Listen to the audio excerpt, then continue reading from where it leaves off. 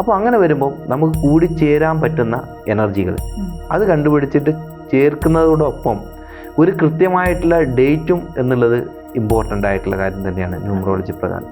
അപ്പോൾ രണ്ടുപേരുടെയും കൂട്ടിയിട്ട് വീണ്ടും അതിനെ സിംഗിൾ ഡിജിറ്റ് ആക്കും. അപ്പോൾ കിട്ടുന്ന സംഖ്യ, ആ സംഖ്യയുടെ അടിസ്ഥാനത്തിലാണ് വിവാഹ ദിവസം നമ്മൾ എടുക്കേണ്ടത്. അപ്പോൾ ആ സ്വഭാവം കൂടിച്ചേരൽ തന്നെയാണ്. അതിനിപ്പോൾ നിങ്ങൾക്ക് സൈക്കോളജിക്കലി അങ്ങനെ ചെക്ക് ചെയ്തിട്ട് അല്ലേ, നമ്മൾ ആധുനിക ശാസ്ത്രപ്രകാരം ചെക്ക് ചെയ്യുകയാണെങ്കിൽ അതും സക്സസ് അല്ലേ. തമ്പാൻ സർ, ഈ വിവാഹം കഴിക്കാനുള്ള ദിവസങ്ങളുടെ എനർജി, അതായത് നമ്മൾ മുഹൂർത്തം കുറിക്കുന്നത് പോലെ നല്ലൊരു ഡേറ്റ്, ആ നമ്പേഴ്സ് ഒക്കെ കാൽക്കുലേറ്റ് ചെയ്തുള്ള നല്ലൊരു ഡേറ്റ് അങ്ങനെ നമ്മൾ കാൽക്കുലേറ്റ് ചെയ്ത് കഴിഞ്ഞാൽ ആ വിവാഹം സക്സസിലേക്ക് എത്താനുള്ള സാധ്യതകൾ ഉണ്ടാവുമോ? തീർച്ചയായിട്ടും തീർച്ചയായിട്ടും. നമ്മൾ ഈ ജ്യോതിഷത്തിലായാലും ന്യൂമറോളജിയിലായാലും കമ്പാറ്റിബിലിറ്റി നോക്കുന്നുണ്ട്. അത് എന്താ പറയുക, ശരിക്കും പറഞ്ഞു കഴിഞ്ഞാൽ ഒരേ എനർജി ഉള്ളവരെ, ഒരേ എനർജി എന്നല്ല, ആ ഒരു എനർജിക്ക് ഇത് ജോയിൻ്റ് ആകുന്നുണ്ടോ എന്നുള്ളതാണ് മെയിനായിട്ടുള്ളത്. അതായത് ഒരേ എനർജി ആണെങ്കിൽ ചിലപ്പം അങ്ങോട്ടും ഇങ്ങോട്ടും അടിച്ച് പിരിയാനുള്ള സാധ്യതയാണ് കൂടുതൽ അല്ലേ. അതേസമയം അവരുടെ ഏതെങ്കിലും ഒരു സംഭവം കൂടുതലാണെങ്കിൽ അവരതിന് ഫ്ലെക്സിബിൾ ആകുക, അതാണ് വേണ്ടത്. അപ്പോഴാണ് അതൊരു മികച്ച കൂടിച്ചേരലാകുക. അതായത് ഒരുപോലെയുള്ള, അപ്പോൾ രണ്ടുപേർക്കും അഡ്ജസ്റ്റ്മെന്റ് ചെയ്യാൻ പറ്റുന്ന എനർജികൾ അത് തന്നെയാണ് ജ്യോതിഷത്തിലായാലും ഇനി ന്യൂമറോളജിയിലായാലും അത് തന്നെയാണ്. ന്യൂമറോളജിയിലത്തെ ഓരോ സംഖ്യകളെ കുറിച്ചിട്ട് ഓരോ എനർജി, ഓരോ സ്വഭാവം തന്നെയാണ്. അപ്പോൾ ആ സ്വഭാവം കൂടിച്ചേരൽ തന്നെയാണ്. അതിനിപ്പോൾ നിങ്ങൾക്ക് സൈക്കോളജിക്കലി അങ്ങനെ ചെക്ക് ചെയ്തിട്ട് അല്ലേ, നമ്മൾ ആധുനിക ശാസ്ത്രപ്രകാരം ചെക്ക് ചെയ്യുകയാണെങ്കിൽ അതും സക്സസ് അല്ലേ. ഇവർക്ക് ഇന്ന കാര്യങ്ങളിലൊക്കെയാണ് താല്പര്യം, അപ്പോൾ ഇവർക്ക് ഇന്ന കാര്യങ്ങളിലൊക്കെ താല്പര്യം, അപ്പോൾ ഇവർ തീർച്ചയായിട്ടും ഒന്നിച്ചു പോകാൻ സാധ്യതയുണ്ട്. അത് അങ്ങനെയും നമുക്ക് ചിന്തിക്കാം. ന്യൂമറോളജി പ്രകാരം ഓരോ നമ്പറിനും എനർജി ഉണ്ട്. തീർച്ചയായിട്ടും ഞാൻ നേരത്തെ പറഞ്ഞ വീഡിയോസൊക്കെ അല്ലേ പ്രേക്ഷകരോടായി പറയുന്നത്, നേരത്തെ ഞാൻ ചെയ്ത വീഡിയോസിലൊക്കെ പറഞ്ഞ കാര്യങ്ങൾ, അപ്പോൾ അതിന് താഴെയുള്ള കമൻ്റൊക്കെ കണ്ടു കഴിഞ്ഞാൽ തന്നെ നിങ്ങൾ ഞെട്ടിപ്പോകും. എല്ലാവരുടെയും അനുഭവം അതാണ്. ആ എനർജി ആയിട്ട് തന്നെയാണ് അവർക്ക് വരുന്നത്. അപ്പോൾ അങ്ങനെ വരുമ്പോൾ നമുക്ക് കൂടിച്ചേരാൻ പറ്റുന്ന എനർജികൾ അത് കണ്ടുപിടിച്ചിട്ട് ചേർക്കുന്നതോടൊപ്പം ഒരു കൃത്യമായിട്ടുള്ള ഡേറ്റും എന്നുള്ളത് ഇമ്പോർട്ടൻ്റ് ആയിട്ടുള്ള കാര്യം തന്നെയാണ് ന്യൂമറോളജി പ്രകാരം. തുടങ്ങാനുള്ളൊരു ഡേറ്റ്, അതെ, തുടങ്ങാനുള്ള ഡേറ്റ്. അപ്പോൾ അത് കാൽക്കുലേഷൻ കുറച്ച് നമ്മൾ ഡീപ്പായിട്ട് അത് കുറച്ച് കൂടുതലായിട്ട് അറിഞ്ഞിരിക്കേണ്ട കാര്യമാണ്. ഞാനിപ്പം ശരിക്കും പറഞ്ഞു കഴിഞ്ഞാൽ എൻ്റെ ചാനലിൽ പോലും ഞാനത് റിവീൽ ചെയ്യാത്ത ഒരു കാര്യം കൂടിയാണ്. ഒരു ആൾ ഏത് ദിവസമാണ് വിവാഹം കഴിക്കാൻ ഏറ്റവും നല്ലത് എന്നുള്ളത്. അപ്പോൾ അത് പറയുകയാണെങ്കിൽ ഒരാളുടെ ലൈഫ് പാത്ത് നമ്പർ, അതായത് ഡേ, മന്ത്, ഇയർ, ഈ 3 സംഖ്യകളും ഒരുപോലെ കൂട്ടിക്കഴിഞ്ഞാൽ ഒരു സിംഗിൾ ഡിജിറ്റ് കിട്ടും. ഉദാഹരണത്തിന് 8/6/1983. അപ്പോൾ ഇതെല്ലാ സംഖ്യകളും കൂട്ടുമ്പോഴും നമുക്ക് 8 കിട്ടുക. അതുപോലെ മറ്റൊരാളുടെ ഡേറ്റ് ഓഫ് ബർത്ത്, അത് കൂട്ടുമ്പോൾ കിട്ടുന്ന ഒരു സംഖ്യ. അപ്പോൾ അതായത് 2 ലൈഫ് പാത്ത് നമ്പർ കൂട്ടുമ്പോൾ കിട്ടുന്ന എനർജി സിംഗിൾ ഡിജിറ്റ്. അതായത് എൻ്റെ ലൈഫ് പാത്ത് നമ്പർ ആയിട്ട് എടുക്കുന്നു, അതിന് വിവാഹം കഴിക്കുന്ന മറ്റൊരാളുടേതായിട്ട് എടുക്കുന്നു. അപ്പോൾ രണ്ടുപേരുടെയും കൂട്ടിയിട്ട് വീണ്ടും അതിനെ സിംഗിൾ ഡിജിറ്റ് ആക്കും. അപ്പോൾ കിട്ടുന്ന സംഖ്യ, ആ സംഖ്യയുടെ അടിസ്ഥാനത്തിലാണ് വിവാഹ ദിവസം നമ്മൾ എടുക്കേണ്ടത്. അപ്പോൾ അത് ഒന്നുകൂടി പറയാം. ഒരാളുടെ ഡേറ്റ്, മന്ത്, ഇയർ, അത് 3 കൂട്ടുന്നു, ഒരു സിംഗിൾ ഡിജിറ്റ് ആക്കുന്നു. അത് വരേണ്ടത് എടുക്കുന്നു, പിന്നെ വധുവിൻ്റെത് എടുക്കുന്നു, ഡേറ്റ്, മന്ത്, ഇയർ എല്ലാം കൂട്ടി ഒരു സിംഗിൾ ഡിജിറ്റ് ആകും. അപ്പോൾ രണ്ടുപേരുടെയും ലൈഫ് പാത്ത് നമ്പർ കിട്ടി, അത് രണ്ടും കൂട്ടുന്നു. ഇപ്പോൾ ഉദാഹരണത്തിന് 8ഉം 5ഉം ആണെന്ന് കരുതുക, അത് രണ്ടും കൂട്ടുമ്പോൾ 13 കിട്ടി. 13 പറഞ്ഞു കഴിഞ്ഞാൽ 1 + 3 4 എന്ന് കിട്ടി. അപ്പോൾ 4 എന്ന സംഖ്യക്കാണ് അവരുടെ ഡേറ്റ് തിരഞ്ഞെടുക്കുന്നതിൽ പ്രാധാന്യം. അപ്പോൾ രണ്ടുപേരുടെയും ലൈഫ് പാത്ത് നമ്പറിൻ്റെ കൂടിച്ചേരലാണ് ഇത് കാണുന്നതെന്ന് ചുരുക്കം.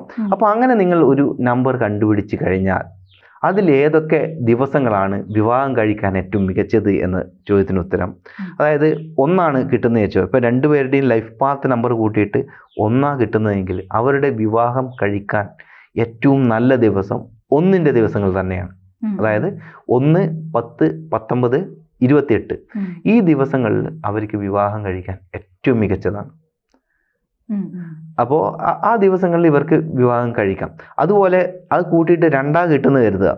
അപ്പോൾ അത് 1 എന്ന 1ൻ്റെ എനർജി ഉള്ള ദിവസവും 7ൻ്റെ എനർജി ഉള്ള ദിവസവും വിവാഹം കഴിക്കാം. അത് കൂട്ടിയിട്ട് 2 കിട്ടുന്നത്. അതായത് 1 എന്നത് ഞാൻ നേരത്തെ പറഞ്ഞല്ലോ, അതായത് 1, 10, 19, 28.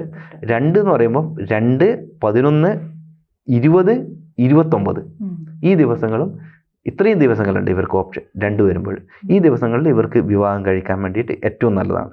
പിന്നെ 3 എന്നത് വരുമ്പോൾ 3 എന്നാണ് ആ കൂട്ടിയിട്ട് കിട്ടുന്നതാണെങ്കിൽ 3 എന്ന എനർജി വരുന്ന ദിവസവും 9 എന്ന എനർജി വരുന്ന ദിവസവും വിവാഹത്തിന് ഏറ്റവും മികച്ചതാണ്. അതായത് 3 എന്നത് പറഞ്ഞു കഴിഞ്ഞാൽ 3-ാം തീയതി അതായത് ഒരു മാസത്തിൻ്റെ 3, 12, 21, 30 ഈ ദിവസങ്ങൾ ഏറ്റവും മികച്ചതാണ്. 9ന്റെ ദിവസങ്ങൾ എന്ന് പറഞ്ഞു കഴിഞ്ഞാൽ 9-ാം തീയതി, 18-ാം തീയതി, 27-ാം തീയതി ഇതും 9ന്റെ ഏറ്റവും മികച്ച ദിവസങ്ങളാണ്.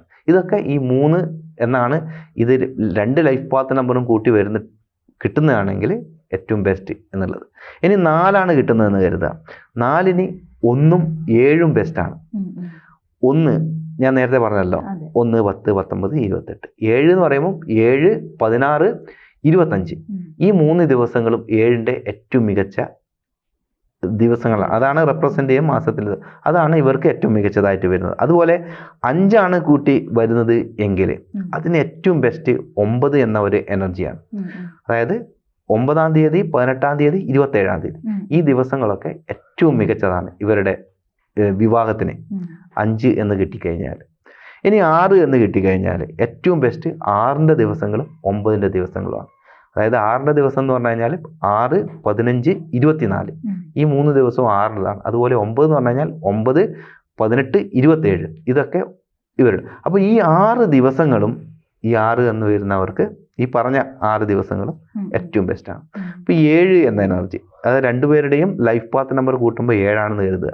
അപ്പോൾ 1ന്റെ ദിവസങ്ങൾ, 2ന്റെ ദിവസങ്ങൾ, 1ന്റെ ദിവസങ്ങൾ 1, 10, 19, 28, 2ന്റെ ദിവസങ്ങൾ 2, 11, 20, 29 ഇതൊക്കെ 2ന്റെ ദിവസങ്ങളുമാണ്. അപ്പോൾ ഇത് രണ്ടും പിന്നെ ഈ 7നെ സംബന്ധിച്ചിടത്തോളം ഏറ്റവും മികച്ചതാണ്. മനസ്സിലായിരിക്കുന്നില്ല? 7 എന്ന് പറയുമ്പോൾ 2 ലൈഫ് പാത്ത് നമ്പർ കൂട്ടിയിട്ടുള്ള 7 അതുപോലെ 8 കിട്ടുന്നത് വെച്ചു. അതുപോലെ കിട്ടുന്നത് 8 അത് 1 മാത്രമാണ് ഏറ്റവും ബെസ്റ്റ് ആയിട്ടുള്ളത്. അതായത് പിന്നെ 1, 10, 19, 28 അപ്പോൾ കൂടുതലും ഈ 1ന്റെ ദിവസങ്ങൾ മികച്ചതായിട്ട് വരുന്നുണ്ട്. അതുപോലെ പിന്നെ 9 വരുന്നതെങ്കിൽ 9ന് കുറച്ച് കൂടുതൽ ഓപ്ഷൻ ഉണ്ട്. 3, 6, 9 ഈ 3 നമ്പറും ഇവർക്ക് ബെസ്റ്റാണ്. അതായത് 3ന്റെ 3, 12, 21, 30 അതായത് 6ൻ്റെത് 6, 15, 24 9ൻ്റെത് 9, 18, 27 ഇത്രയും ദിവസങ്ങൾ ഇവർക്ക് വിവാഹത്തിന് ഏറ്റവും യോജിച്ചതാണ്. അപ്പോൾ ഈ 1 മുതൽ 9 വരെയുള്ള ഈ കൂടിച്ചേരൽ ലൈഫ് പാത്ത് നമ്പർ വരുന്നതിൻ്റെയും ഇത് ഈ നമ്പേഴ്സാണ്. അപ്പോൾ ഇതിൽ പറയാത്തതും ഏറ്റവും വിവാഹത്തിന് മോശമായിട്ടുള്ളതുമായിട്ടുള്ള ദിവസങ്ങളും ഉണ്ട്. അത് 4ന്റെ ദിവസങ്ങളാണ്. അത് അത്ര മികച്ചതല്ല. അതായത് 4-ാം തീയതി, 13-ാം തീയതി, 22-ാം തീയതി ഇത് ഒരിക്കലും എടുക്കരുതെന്നാണ് ന്യൂമറോളജി പറയുന്നത്. അതുപോലെ 5ന്റെ ദിവസങ്ങൾ, 5ന്റെ ദിവസങ്ങൾ പൂർണ്ണമായിട്ട് ഒഴിവാക്കുന്നതാണ് നല്ലത്. അതായത് 5, 14, 23 ഈ ദിവസങ്ങൾ വിവാഹത്തിന് നല്ലതല്ല എന്നാണ് പറയുന്നത്. ഇപ്പൊ ഇൻ കേസ് നമ്മൾ ഇത് നോക്കാതെ വിവാഹം കഴിച്ചവരാ അങ്ങനെ ഒരു എനർജിയിലുള്ള ഒരു വ്യത്യാസം ഉള്ളതായി തോന്നി കഴിഞ്ഞാൽ നമുക്ക് അത് കറക്റ്റ് ചെയ്യാൻ പറ്റും ഇൻ ഫ്യൂച്ചർ. അതിനെ കുറിച്ച് പറയാം. ഇനി ഒരു സംഖ്യ കൂടി പറയാനുണ്ട്, 8 എന്നുള്ളത്. 8-ാം തീയതി ഇതുപോലെ വിവാഹം കഴിക്കുന്നത് കുറച്ച് സ്ട്രഗിളിങ് കൂടുതലുള്ള എനർജിയാണ്. അതായത് 8, 17, 26 അപ്പോൾ ഈ 3 സംഖ്യകളെയും ഒന്ന് ശ്രദ്ധിക്കുക. അതായത് 4, 5, 8 അതിൽ വിവാഹം കഴിക്കുമ്പോഴേക്കും കുറച്ചുകൂടി സ്ട്രഗിളിങ് കൂടുതലുള്ള എനർജീസാണ്. അപ്പോൾ ഇതിനുള്ള പരിഹാരം എന്ന് പറഞ്ഞു കഴിഞ്ഞാൽ ശരിക്കും പറയാനുള്ളത് പ്രാർത്ഥന, അല്ലെങ്കിൽ ഇപ്പോൾ ഹൈന്ദവരാണെങ്കിൽ ശിവക്ഷേത്രത്തിൽ ദേവിക്ക് പട്ടും താലിയും സമർപ്പിക്കുക എന്നുള്ളതാണ്. പിന്നെ അത് ഓരോരോ ആചാരത്തിനനുസരിച്ചിട്ട് അവർ പോയിട്ട് മാതാവിൻ്റെ അടുക്ക, ക്രിസ്ത്യൻസ് ആണെങ്കിൽ മാതാവിൻ്റെ അടുക്ക നല്ലൊരു പ്രാർത്ഥന ചെയ്യുക എന്നുള്ളത് തന്നെയാണ് പറയാനുള്ളത്. പിന്നെ ഒരാളുടെ ഡേറ്റ് ഓഫ് ബർത്ത് ഡീറ്റെയിൽ ആയിട്ട് നോക്കുമ്പോഴേ നമുക്ക് അതിനെക്കുറിച്ചിട്ട് വിശദമായിട്ട് പറയാൻ വേണ്ടി പറ്റുള്ളൂ. എന്നിരുന്നാലും ഇത് ഏറ്റവും നല്ല ഇതാണ്. അതായത് പാർവതി പരമേശ്വരനായിട്ടുള്ള അമ്പലങ്ങളിൽ പോയിട്ട് പട്ടും താലിയും സമർപ്പിക്കുക എന്നുള്ളത് ഏറ്റവും നല്ലൊരു ഇതിന് സമാധാനം കിട്ടുന്ന ഏറ്റവും ബെസ്റ്റ് ആയിട്ടുള്ള ഒരു കാര്യമാണ്. അത് കൂടുതൽ അനുഗ്രഹത്തിലേക്ക് പോകും. അതുപോലെ മാതാവിനെ പോയി പ്രാർത്ഥിക്കുക എന്നുള്ളതാണ് മറ്റൊരു കാര്യമുള്ളത് ചെയ്യാനുള്ളത്. അപ്പോൾ ഇതാണ് ഇതിന് പരിഹാരമായിട്ട് നമുക്ക് പറയാനുള്ളത്. അല്ലാണ്ട് വേറെ അങ്ങനെ പറയാനില്ല. പക്ഷേ ഇതിനെക്കാളും മുമ്പിൽ നോക്കിയിട്ട് ചെയ്യുക എന്നുള്ളതും ഈ പറഞ്ഞ കാര്യങ്ങൾ നിങ്ങൾക്ക് എത്രമാത്രം ഞാൻ പറഞ്ഞത് എത്രമാത്രം കൃത്യമാണ് എന്ന് അല്ലെങ്കിൽ നിങ്ങളുടെ സുഹൃത്തുക്കളുടെ ലൈഫുമായിട്ട് വെച്ച് നോക്കുക എന്നുള്ളതാണ് എനിക്ക് പറയാനുള്ളത്. നന്ദി സർ. നന്ദി. ജ്യോതിഷമോ വാസ്തുവോ പൂജയോ നിങ്ങൾക്ക് ആവശ്യമുണ്ടോ? താഴെ കാണുന്ന നമ്പറിൽ വാട്സപ്പ് ചെയ്യൂ. നിങ്ങൾ ചെയ്യേണ്ടത് ഇത്രമാത്രം: താഴെ കാണുന്ന നമ്പർ നിങ്ങളുടെ മൊബൈലിൽ സേവ് ചെയ്യൂ. അതിനുശേഷം ഞങ്ങളുടെ നമ്പറിലേക്ക് വാട്സപ്പിലേക്ക് ഹായ് അയക്കൂ. ജ്യോതിഷ സംബന്ധമായ എല്ലാ ആവശ്യങ്ങൾക്കും ABC മലയാളം നിങ്ങളോടൊപ്പമുണ്ട്. സമ്പൂർണ്ണ ജാതകം, സാധാരണ ജാതകമല്ല, സമ്പൂർണ്ണ ജാതകം. 75 പേജുകളടങ്ങിയ സമ്പൂർണ്ണ ജാതകം 250 രൂപയ്ക്ക് നിങ്ങളുടെ കൈകളിലേക്ക്. അതിനായി നിങ്ങൾ ചെയ്യേണ്ടത് ഇത്രമാത്രം: താഴെ കാണുന്ന നമ്പറിൽ ബന്ധപ്പെടുക. ജ്യോതിഷവുമായി ബന്ധപ്പെട്ട എല്ലാ വിശേഷങ്ങളും നിങ്ങളിലേക്കെത്താൻ ABC ജ്യോതിഷം സബ്സ്ക്രൈബ് ചെയ്യുക.